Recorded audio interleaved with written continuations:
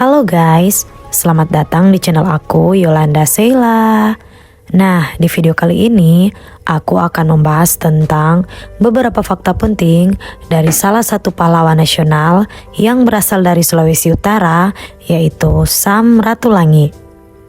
Dr. Gerungan Saul Samuel Jacob Ratulangi atau lebih dikenal dengan nama Sam Ratulangi adalah seorang politikus, jurnalis, dan guru dari Sulawesi Utara, Indonesia. Ia adalah seorang pahlawan nasional Indonesia yang sering disebut sebagai tokoh multidimensional.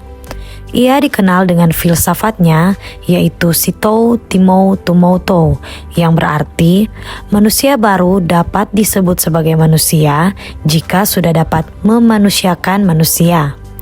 Sam Ratulangi termasuk dalam anggota Panitia Persiapan Kemerdekaan Indonesia atau PPKI yang menghasilkan Undang-Undang Dasar Republik Indonesia dan merupakan Gubernur Sulawesi yang pertama. Sam Ratulangi lahir pada tanggal 5 November 1890 di Tondano, Minahasa, Sulawesi Utara. Ia merupakan putra dari Josias Ratulangi dan Augustina Gerungan. Ayahnya adalah seorang guru di Hoofden School atau sekolah menengah untuk anak-anak dari kepala-kepala desa di Tondano. Ia menerima pelatihan guru di Haarlem, Belanda sekitar tahun 1880. Sementara ibunya adalah putri dari Jacob Gerungan, kepala distrik atau mayor Tondano Toliang. Masa kecil dari Sam Ratulangi dihabiskan di kota kelahirannya yaitu Tondano. Beliau kemudian melanjutkan sekolahnya ke Jakarta. Setelah lulus dari sekolah teknik di Jakarta, Sam Ratulangi mendapat kesempatan untuk melanjutkan sekolah ke Belanda. Berikut ini akan aku jabarkan tentang beberapa fakta penting dari Sam Ratulangi yang merupakan pahlawan nasional dari Sulawesi Utara. Fakta yang pertama adalah mendapatkan gelar doktor di Swiss. Pada tahun 1911, Sam Ratulangi kembali ke Minahasa karena ibunya sakit parah.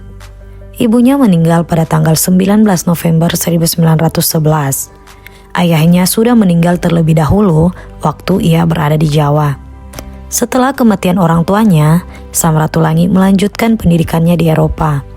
Dia tiba di Amsterdam pada tahun 1912 dan melanjutkan studinya yang dimulainya di Jawa beberapa waktu lalu, tetapi tidak selesai karena sakit yang diderita ibunya. Pada tahun 1913, ia menerima sertifikat untuk mengajar matematika untuk tingkat sekolah menengah atau Middelbare Akte Wiskunde en Pedagogik. Di Belanda, dia terpilih sebagai Ketua Perhimpunan Indonesia pada tahun 1914. Kemudian pada tahun 1919, ia memperoleh gelar Doktor der Natuurfilosofie atau Dr. Phil untuk ilmu pasti dan ilmu alam dari Universitas Zurich di Swiss. Selama menempuh pendidikan di Swiss, ia aktif di Asosiasi Mahasiswa Asia, di mana ia bertemu dengan Jawaharlal Nehru dari India. Fakta yang kedua adalah terjunnya Sam Ratulangi di dunia politik. Sebelum terjun ke dunia politik, Sam Ratulangi pernah mengemban profesi sebagai seorang karyawan di Jawatan Kereta Api Lin Barat.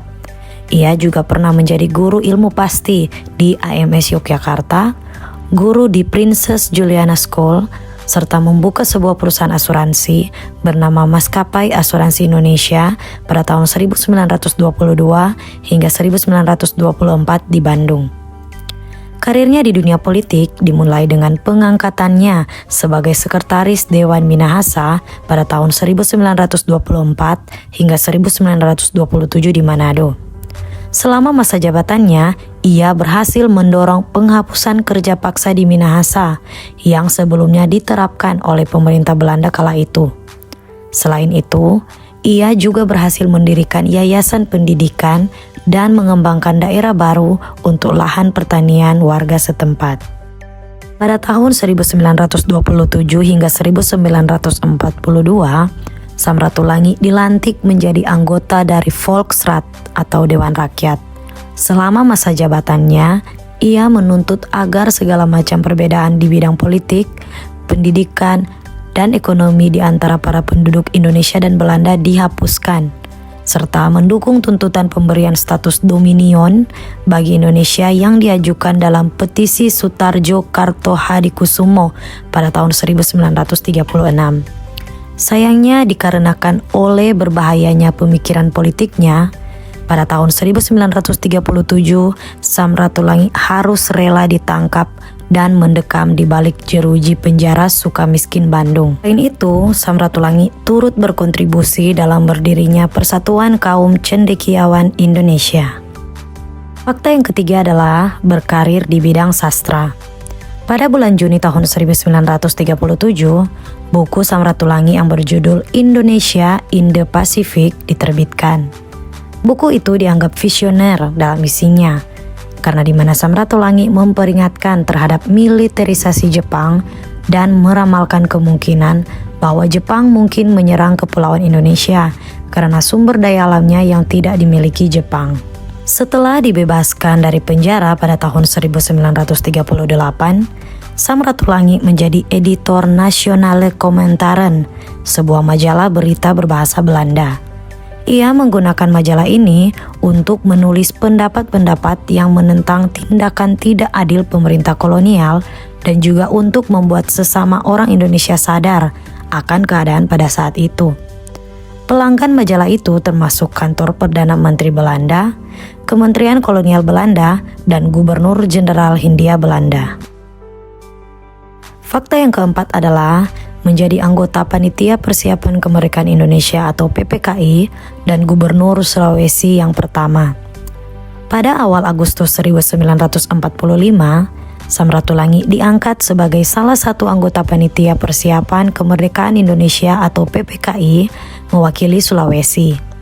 Pada saat Soekarno memproklamasikan kemerdekaan Indonesia, Samratulangi hadir dalam upacara tersebut karena baru saja tiba di Batavia bersama para anggota PPKI lainnya dari wilayah timur untuk mengikuti rapat PPKI. Rapat PPKI yang diadakan pada hari berikutnya menghasilkan Undang-Undang Dasar Republik Indonesia dan pengangkatan secara aklamasi Soekarno dan Muhammad Hatta sebagai presiden dan wakil presiden. Rapat-rapat itu juga membagi Indonesia ke dalam wilayah-wilayah administratif di mana Samratulangi diangkat menjadi Gubernur Sulawesi yang pertama untuk periode masa jabatan 17 Agustus 1945 hingga 5 April 1946. Fakta yang kelima adalah pengasingan di Serui. Samratulangi berperan dalam pembuatan petisi yang berisi agar Sulawesi tetap menjadi bagian dari Indonesia. Akibat usahanya tersebut, ia ditangkap dan diasingkan ke Serui, Irian Barat sebelum kembali dibebaskan ketika perjanjian Renville ditandatangani pada 23 Maret 1948. Samratulangi kemudian bertolak ke Yogyakarta, di mana di sana ia menjadi penasihat khusus sekaligus perwakilan Indonesia untuk melakukan negosiasi dengan pihak Belanda. Fakta yang keenam adalah akhir hidup dan penghargaan. Pada waktu agresi militer Belanda yang kedua, Yogyakarta dikuasai Belanda dan para pemimpin Indonesia termasuk Soekarno dan Hatta ditangkap dan diasingkan ke Bangka. Samratulangi ditangkap oleh Belanda pada tanggal 25 Desember 1948. Dia dipindahkan ke Jakarta pada tanggal 12 Januari 1949 untuk kemudian dipindahkan ke Bangka. Namun karena masalah kesehatannya, ia diizinkan tinggal di Jakarta sebagai tahanan rumah. Samratulangi meninggal pada tanggal 30 Juni 1949 dan dimakamkan sementara di Tanah Abang. Pada tanggal 23 Juli 1949, jenazahnya diangkut ke Manado dengan kapal KPM Zwartenhoorn. Kapal itu sampai di Manado pada tanggal 1 Agustus 1949. Pada hari berikutnya, jenazah Samratulangi dibawa dan dimakamkan di kampung halamannya di Tondano. Untuk menghormati jasa-jasanya dalam membantu memperjuangkan kemerdekaan Indonesia, pada tahun 1961, Samratulangi secara anumerta dianugerahi gelar Pahlawan Nasional Indonesia oleh Soekarno sesuai dengan Surat Keputusan Presiden RI nomor 590 pada tanggal 9 November 1961. Ia juga menerima secara anumerta Bintang Gerilya pada tahun 1958, Bintang Mahaputra Adi Pradana pada tahun 1960, dan Bintang Satya Lancana pada tahun 1961.